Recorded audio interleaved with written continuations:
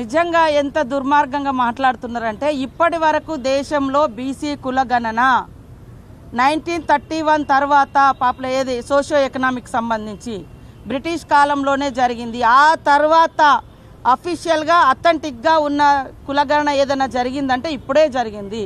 అది ఇల్లు పోయి సర్వే చేసిర్రు. మరి గవర్నమెంట్ అధికారులను పంపించి సర్వేలు చేయించడం ఏడ తగ్గింది. గత బీఆర్ఎస్ చేసినటువంటి కుల సర్వే, కుల సమగ్ర సర్వే వాళ్ళ కుటుంబం కోసం చేసిర్రు, మన కుటుంబాల అన్ని పేరు మీద. అంతిమంగా ఆ కుటుంబ సర్వేను ఎక్కడి పంపిర్రు? లిమ్కా బుక్ అంట. లిమ్కా బుక్ కోసం దుబాయ్ నుంచి వచ్చిర్రు పాపం పేరు ఎక్కించుకోవడం, అంటే సర్వేలో పాల్గొనడం కోసం, లేదా వేరే వేరే దేశాల నుంచి వచ్చిర్రు.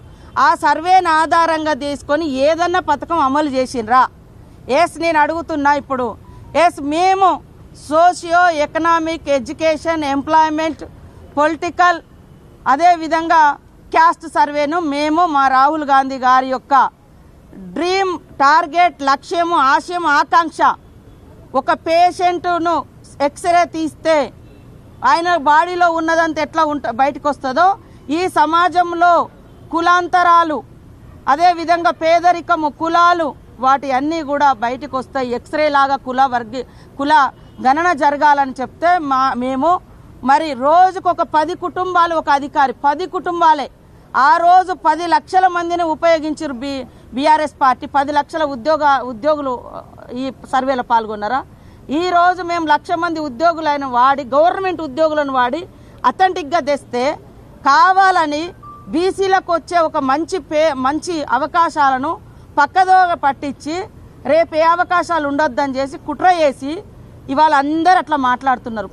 కానీ తప్పు. అది ఒకవేళ ఎక్కడన్నా మిస్ అయితే కొంతమంది టీఆర్ఎస్ నాయకులు ఈ కుల బహిష్కరణ, అంటే ఈ కులగణన బహిష్కరించాలన్నారు. ఎంత దరిద్రం అంటే ఇవాళ నువ్వు లిమ్కా బుక్ కోసమేమో కుల సమగ్ర సర్వే పేరు చెప్పి ఒక్క రోజులో దేశ విదేశాల నుంచి రప్పించి రికార్డు కోసం పంపించినావు. మేము ఇవాళ కుల సమగ్ర సర్వే చేసి ఏ కులం ఎంతో తేల్చి వాళ్లకు సంక్షేమ పథకాలు కానీ, వాళ్ళకు రాజకీయ అవకాశాలు కానీ, ఉపాధి అవకాశాలు కానీ, మరి సామాజిక డెవలప్మెంట్ కానీ చేయాలని మేము ఒక లక్ష్యం పెట్టుకొని చూస్తే దీన్ని కంపేర్ చేసి మాట్లాడతారు. వాళ్ళు ఇచ్చింది 51, మేము ఇచ్చింది 56%. మా సర్వేలో వచ్చింది 56%. ఎక్కడ తక్కువ వచ్చింది? ఇవాళ తక్కువ ఎక్కడ రాలే. వాళ్ళ సర్వేలో ఓసీలకు ఆనాడు 23% ఇచ్చారు. ఈరోజు మా సర్వేలో 15% వచ్చింది. ఎక్కడ ఓసీలో పెంచినా, ఎక్కడ బీసీలో తగ్గించినాం. ఇక మా పార్టీ కాదా ఆయన డిసైడ్ చేసుకోవాలి. ఇప్పుడు నా బాధ, ఎందుకంటే నేను కూడా మల్లన్న కోసం చాలా కష్టపడ్డాం, పనిచేసినాం. పార్టీలో మాట్లాడాలనుకున్నప్పుడు పార్టీ లైన్లో ఉండాలి. లేదా మీకు డౌట్స్ ఉంటే ఇది ఎట్లా చేసినామని ఆయనను కూడా 2-3 మీటింగ్లో పిలిచినాం. నేనే కదా పంచాయతీరాజ్ శాఖ మినిస్టర్గా ఉన్నప్పుడు కూడా ఉండిగా ఆయనను కూడా 2-3 మీటింగ్లకు వచ్చిండు.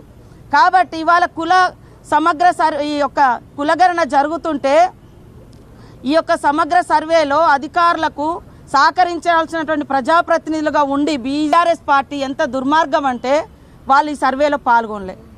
మేము ఒక టార్గెట్ పెట్టుకున్నాం, సామాజిక, ఆర్థిక, ఉద్యోగ ఉపాధి అవకాశాల కోసం ఈ కుల సమగ్ర సర్వేను మేము నిర్వహించినాం.